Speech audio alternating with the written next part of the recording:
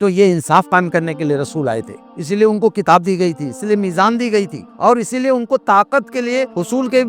طرف رہنمائی بھی کی گئی۔ لیکن یہ بات طے ہے کہ یہ انصاف قائم ہوگا اقامت دین سے، دین کے قیام سے ہوگا، اور دین کے قیام کے ذریعے جو کام ہوگا وہ یہی ہے، یدعون الی الخیر یامرون بالمعروف وینہون عن المنکر، خیر کی طرف بلانا ہے،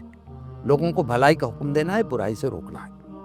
یہ وہ تصور ہے جو انصاف قائم کرنے کا جو بنیادی تصور ہے، جو ڈیوائن تصور ہے، جو خدا کا دیا ہوا تصور، رسولوں کا پیش کردہ تصور ہے۔ اب اس کے بعد آئیے وہ آخری موضوع جو ہے، یہ تو ہو گیا کہ سماجی انصاف، اس کا بیس کیا ہے، اس کا تصور کیا ہے، اس کی حقیقت کیا ہے۔ لیکن حضرت محمد صلی اللہ علیہ وسلم کا آدرش کیا ہے، آپ دیکھیے حضرت محمد صلی اللہ علیہ وسلم نے جو بات پیش کی ہے اس کو اگر آپ دیکھیں، سب سے بڑا جو انسان ظلم کر رہا تھا وہ یہ کہ جو اللہ کے ساتھ کر رہا تھا، یعنی اللہ اس کا مالک تھا، رب تھا، حاکم تھا، معبود تھا، اس نے اللہ کی جگہ پہ دوسرے لوگوں کو لا کے کھڑا کر دیا تھا۔ محمد صلی اللہ علیہ وسلم نے یہ جو سب سے بڑا ظلم تھا، ان الشرک لظلم عظیم، اس بڑے ظلم سے انسانوں کو بچایا۔